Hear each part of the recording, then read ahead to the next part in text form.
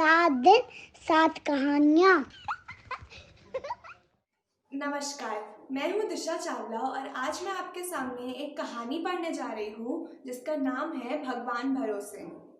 बहुत समय पहले विजयनगर नाम का एक नगर था।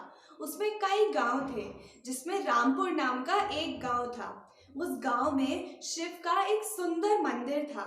उस मंदिर के पुजारी का नाम रामेश्वर था।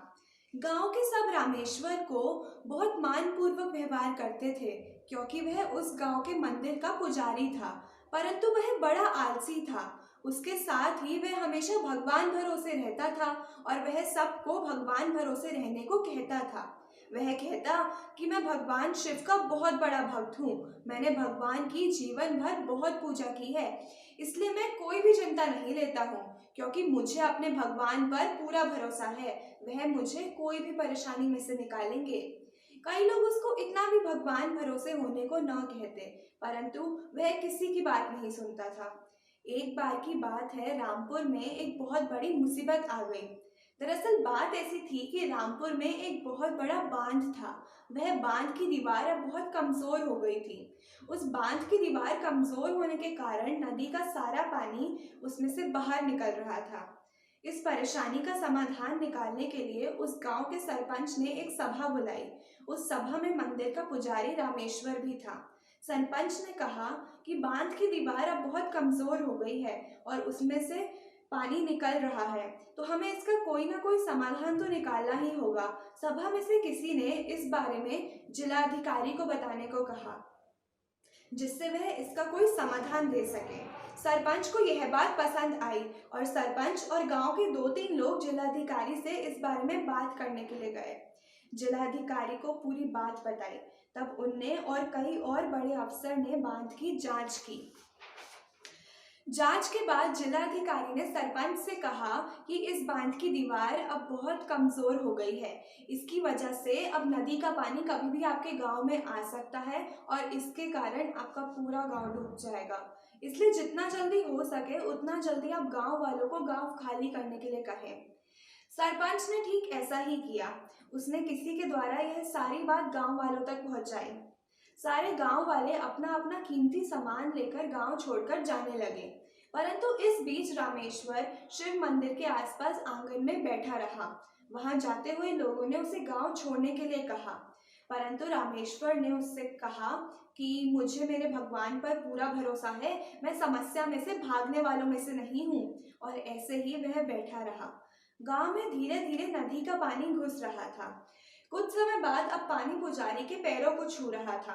तब भी वह भागने का सोच भी नहीं रहा था। उसी समय एक घुड़सवार जा रहा था।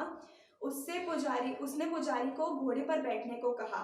उसने कहा कि आप जल्दी जल्दी मेरे घोड़े पर बैठ जाइए क्योंकि जल्द ही गांव डूबने वाला है। उसने उस घुड़सवार की भी बात ना मानी। वह तब भी बैठा रहा। 5 से 6 घंटे बाद पूरा गांव डूब चुका था क्योंकि नदी का सारा पानी अब गांव में आ गया था। वह पुजारी मंदिर के टोप पर ध्वजा पकड़कर खड़ा रहा। वह बचाने को चिल्ला भी नहीं रहा था। तभी वहां से एक हेलीकॉप्टर उसको बचाने के लिए आया।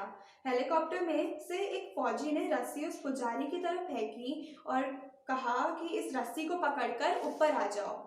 उसने उस फौजी की भी बात ना मानी। उसने कहा कि मुझे अपने भगवान पर पूरा भरोसा है कि वह मुझे बचाने जरूर आएंगे। ऐसा कहकर वह ध्वजा पकड़कर खड़ा रहा।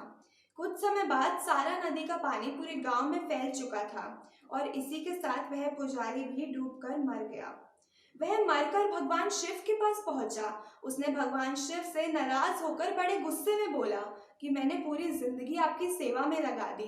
मैंने आपकी पूरे मन से सेवा की। मैं आपके भरोसे ही आखिर तक उस गांव में ध्वजा पकड़कर खड़ा रहा, पर फिर भी आप मुझे बचाने के लिए नहीं आए। ऐसा क्यों? भगवान बोले कि मैं जानता हूँ तुमने मेरी बहुत मन से सेवा की है। मैं तुम्हें बचाने के लिए आया था। वह पुजारी चौंक कर बोला, कब? तब भगवान शिव बोले, मैं तुम्हें 3 बार बचाने को आया, पर तुम माने ही नहीं। पहली बार उन लोगों के रूप में, दूसरी बार घुड़सवार के रूप में और तीसरी और आखिरी बार मैं उस फौजी के रूप में आया था, पर तब भी तुमने अपने आप को बचाना ना समझा। वह पुजारी बोला कि वह आप नहीं थे, वह तो सामान्य लोग थे। तब भगवान शिव बोले कि मैं किसी को बचाने के लिए नहीं आता, उनको खुद ही अपने आप को बचाना होता है। मैं तो सिर्फ बचाने का जरिया भेज सकता हूँ। खुद को बचाना ना बचाना ये आपके हाथ में होता है। अगर मैंने महाभारत में शस्त्र उठाए होते तो मैं चुटकियों में महाभारत को खत्म कर देता, पर फिर भी मैंने अपने शस्त्र नहीं उठाए, इसलिए मैं तुम्हें बचाने नहीं आया। पर बचाने के लिए जरिया जरूर भेजा था, जो तुमने ठुकरा दिया, इसलिए यह तुम्हारी गलती है। धन्यवाद।